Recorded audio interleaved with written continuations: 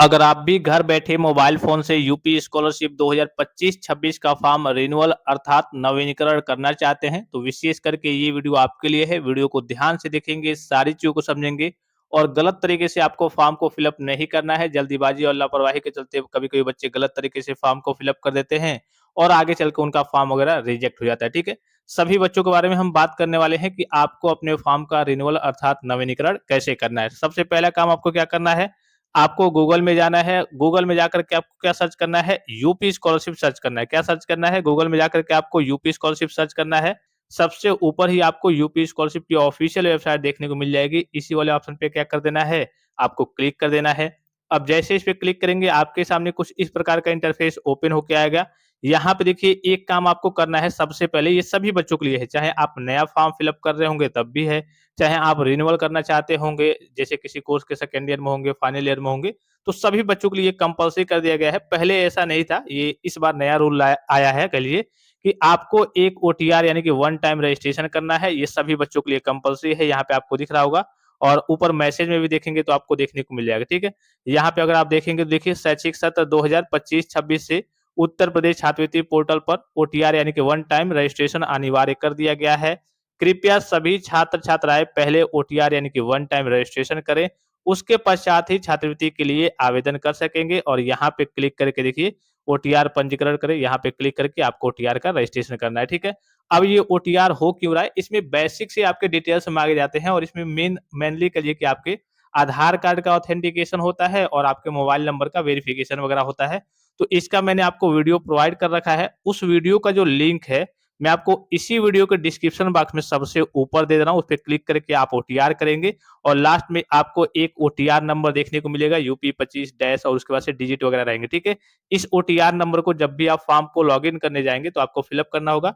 अर्थात कहने का सीधा मतलब है कि बिना ओटीआर के आपका फॉर्म फिलअप नहीं हो पाएगा इस बार से। ठीक है, तो ये ओटीआर का रजिस्ट्रेशन आप कर लेंगे। ठीक है, वीडियो का लिंक आपको इसी वीडियो के डिस्क्रिप्शन बॉक्स में सबसे ऊपर देखने को मिल जाएगा, या फिर अगर आप डिस्क्रिप्शन बॉक्स में नहीं जा पा रहे हैं तो आप केवल यूट्यूब पे जाकर के इतना सर्च कीजिए कि यूपी स्कॉलरशिप ओटीआर रजिस्ट्रेशन कैसे करें बाय फैक्ट टेक्सा, तो फ्रेश और लाइव वीडियो आपको देखने को मिल जाएगा। उसको देख करके आपको ओटीआर कर लेना है। अब मान लीजिए कि आपने ओटीआर कर लिया, कंप्लीट कर लिया, ओटीआर नंबर आपको लास्ट में मिल जाएगा। अब आपको क्या करना है, आपको वेबसाइट पे आना है, ऑफिशियल वेबसाइट पे। यहाँ पे देखिए एक स्टूडेंट का ऑप्शन आपको देखने को मिल जाएगा, स्टूडेंट्स का। ठीक है, इसी वाले ऑप्शन पे क्या करना है, आपको क्लिक करना है। अब जैसे इस पे क्लिक करेंगे आपके सामने कुछ इस प्रकार का इंटरफेस ओपन होके आएगा। यहाँ पे हम क्या करने वाले हैं, रिन्यूअल करने वाले हैं। ठीक है, क्या करने वाले हैं, फॉर्म का रिन्यूअल करने वाले हैं। तो ये जो तीसरा ऑप्शन दिख रहा होगा लॉग इन रिन्यूअल, इस वाले ऑप्शन पे क्या करना है, आपको क्लिक करना है। जैसे इस पे क्लिक करेंगे तो यहाँ पे देखिए कई सारे ऑप्शंस आपको देखने को मिलेंगे। ठीक है, कई सारे ऑप्शंस में आपको सबसे पहले आपको प्री मैट्रिक का ऑप्शन देखने को मिलेगा, यहाँ पे सबसे ऊपर देखेंगे तो फिर आपको पोस्ट मैट्रिक। तो ये रिन्यूअल की बात करते हैं, ये पहला वाला ऑप्शन कक्षा 10 के बच्चों के लिए है, दूसरा ऑप्शन कक्षा 12 के बच्चों के लिए है, तीसरा जो ऑप्शन है वो यूजी पीजी और डिप्लोमा के बच्चों के लिए है। जैसे आप कोई कोर्स वगैरह करते होंगे, जैसे BA BSc MA MSc BCom MCom DElEd ITI polytechnic BTech BEd nursing BC MC LLB, जितने भी बच्चे हो गए, अर्थात कह लीजिए कि 9 10 और 11 12 छोड़ दीजिए, उससे ऊपर की जितनी भी पढ़ाई होती है, जितने भी कोर्सेज वगैरह होते हैं, उनके लिए तीसरा ऑप्शन है। और चौथा ऑप्शन भी पोस्ट मैट्रिक के बच्चों के लिए है, लेकिन अदर स्टेट वाले बच्चों के लिए। ठीक है, हम इस वीडियो में post matric other than inter के बच्चों का करने वाले हैं। आपका जो भी होगा उस हिसाब से आपको सिलेक्ट कर लेना है। ठीक है, तो हम क्या कर रहे हैं, तीसरे वाले ऑप्शन पे क्या करेंगे, सिलेक्ट करेंगे।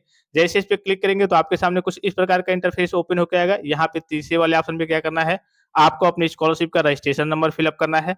और वही मैंने आपको ओटीआर नंबर अभी शुरू में आपको बताया, ओटीआर आपको कहाँ से मिलेगा, वो ओटीआर नंबर आपको यहाँ पे फिलअप करना है। उसके बाद से यहाँ पे आपको अपना पासवर्ड फिलअप करना है। उसके बाद से नीचे को स्लाइड करना है, ये जो आपको कैप्चा दिख रहा होगा, इस कैप्चा को आपको यहाँ पे फिलअप करना है और सबमिट के ऑप्शन पे क्लिक करना है। अगर आप पासवर्ड भूल गए हैं या फिर ओटीआर आपने किया था ओटीआर भूल गए हैं तो यहाँ पे क्लिक करेंगे तो आपको ओटीआर देखने को मिल जाएगा। बेसिक से डिटेल्स मोबाइल नंबर वगैरह हम आगे जाएंगे, फिर आपको ओटीआर नंबर देखने को मिल जाएगा। अगर आप किए थे ओटीआर करिए की और भूल गए हैं तो यहाँ पे क्लिक करके आप प्राप्त कर सकते हैं। अगर आप पासवर्ड भूल गए हैं तो यहाँ पे क्लिक करके आप नया पासवर्ड बना सकते हैं। कभी कभी वेबसाइट करिए की सर्वर में प्रॉब्लम रहती है, वेबसाइट सही से काम नहीं करता है, तो यहाँ पे पासवर्ड आपको नहीं मिलता है। ट्राई करते रहेंगे तो आपको यहाँ पे पासवर्ड देखने को मिल जाएगा। ठीक है, चलिए सारी चीजों को फिलअप करके फिर मैं आगे की ओर प्रोसीड करके आपको दिखाता हूँ। अब देखिए फाइनली सारी चीजों को फिलअप किया जा चुका है। यहाँ पे सबमिट वाले ऑप्शन पे क्या करना है, आपको क्लिक करना है। जैसे इस पे क्लिक करेंगे आपका फॉर्म क्या हो जाएगा, लॉगिन हो जाएगा। यहाँ पे आपको दिख रहा होगा उत्तर प्रदेश अन्य प्रदेश में अध्ययनरत छात्र छात्राओं के लिए ऑनलाइन छात्रवृत्ति प्रबंध प्रणाली सत्र 2025-26 का फॉर्म है, रिन्यूअल अर्थात नवीनीकरण का फॉर्म है, यहाँ पे आपको देखने को मिल रहा होगा। ठीक है, यहाँ पे सारे स्टेप्स आपके क्या होंगे, ग्रीन टिक होंगे, ऑटोमेटिकली ग्रीन टिक होंगे। अब आपको करना क्या है, यहाँ पे देखिए आपको 3 पैरेलल लाइन दिख रही होंगी, 3 समांतर लाइन दिख रही होंगी, ऊपर आप कॉर्नर में देखेंगे, लेफ्ट साइड में तो इसी वाले ऑप्शन पे क्या करना है, आपको क्लिक करना है। जैसे इस पे क्लिक करेंगे कई सारे ऑप्शंस आपको देखने को मिलेंगे, रजिस्ट्रेशन करें, प्रमाणीकरण हेतु आधार नंबर डालें, फिर मोबाइल नंबर का वेरिफिकेशन, फिर आय एवं जाति प्रमाणीकरण हेतु फिर आपका एनपीसीआई सत्यापन, फिर आपका नवीनीकरण आवेदन पत्र को संशोधित करें, फोटो अपलोड करें। तो यहाँ पे अब आपको करना क्या है, थोड़ा-सा समझ लीजिए, ठीक है? एक चीज़ यहाँ पे मैं आपको बता दूँ कि जितने भी बच्चे हैं जिनका क्लिक यहाँ पे देखिए आय एवं जाति प्रमाणीकरण हेतु एक ऑप्शन दिख रहा होगा, तो कई सारे बच्चे होते हैं जिनका क्या होता है, जो इनकम सर्टिफिकेट होता है वो एक्सपायर हो जाता है कोर्स के दौरान। जैसे मान लीजिए कि आपने फर्स्ट ईयर में जब फ्रेश फॉर्म फिल अप किया होगा, आपने इनकम सर्टिफिकेट लगाया होगा और सेकंड ईयर में या फिर फाइनल ईयर में जाते-जाते कहिए कि आपका इनकम सर्टिफिकेट एक्सपायर हो गया है, तो उसी इनकम सर्टिफिकेट के बेस पे आपका जब तक वो कोर्स चलता रहेगा, जो आपने फर्स्ट ईयर में जब लगाया था तो वैलिड था, तो उसी इनकम सर्टिफिकेट के बेस पे आपका पैसा वगैरह आते रहेगा, आपको घबराने की ज़रूरत नहीं है। और जिन बच्चों ने अपने नाम का इनकम सर्टिफिकेट लगा लिया है, आपको मालूम है कि विभाग के द्वारा कई बार ऑफिशियल नोटिफिकेशन रिलीज़ किया गया है कि हाँ, बच्चों को अपने नाम से इनकम सर्टिफिकेट जारी नहीं करवाना है, अपने गार्जियन के नाम से इनकम सर्टिफिकेट जारी करवाना है, अर्थात आय प्रमाण पत्र जारी करवाना है और वही लगाना है। अगर आपने पिछली बार अपने नाम का लगाया था, तो इस बार कॉलेज में जब भी आप डॉक्यूमेंट्स ऑनलाइन आपको करेक्शन का मौका मिलेगा नहीं, तो कॉलेज में जब भी आप डॉक्यूमेंट्स जमा करेंगे, तो आप टीचर से बात कर लेंगे, वो खुद आपसे माँगेंगे कि हाँ, आप अपने गार्जियन के नाम का इनकम सर्टिफिकेट यहाँ पे जमा कीजिए, ठीक है? इतना चीज़ आप समझ गए। यहाँ पे पहले मेन ऑप्शन आपका ये वाला होता था कि नवीनीकरण आवेदन पत्र को संशोधित करें, जिससे आपके सारे डिटेल्स वगैरह फिल अप होते थे। अब विभाग की ओर से इस ऑप्शन को क्लोज़ कर दिया गया है। आपको करना क्या है, आपको कुछ नहीं करना है, इसी में सबसे नीचे की ओर स्लाइड करके आना है। एक ऑप्शन आपको देखने को मिल जाएगा, जैसा कि यहाँ पे आपको दिख रहा होगा।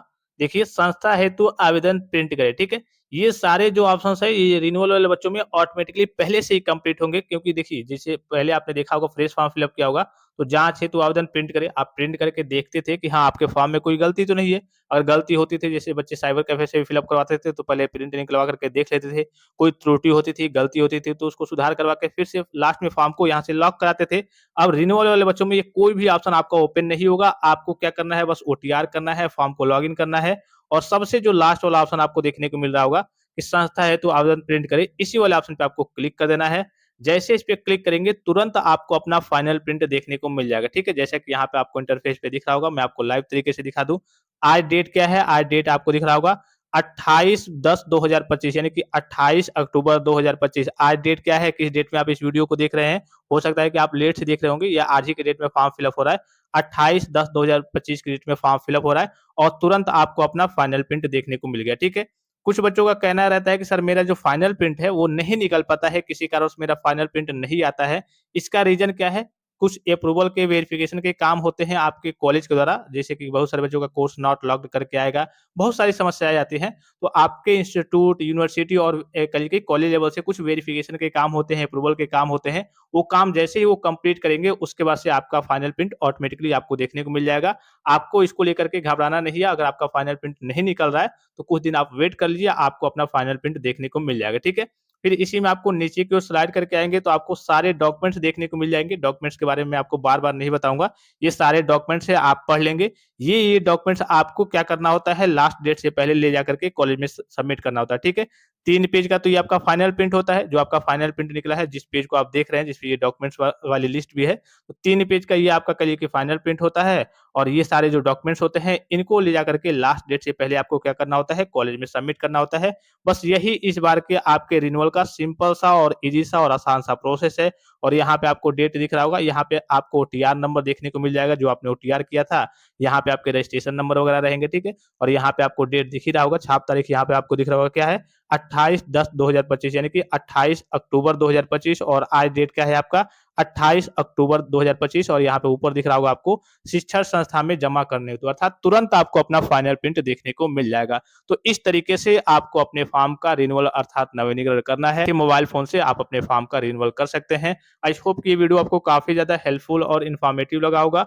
और किसी प्रकार का संदेह हो, कोई भी जानकारी चाहिए, तो आप कमेंट बॉक्स में कमेंट करके पूछ सकते हैं। फिलहाल इस वीडियो में इतना ही, इजाज़त दीजिए। धन्यवाद। Thanks for watching. मिलते हैं नेक्स्ट वीडियो में।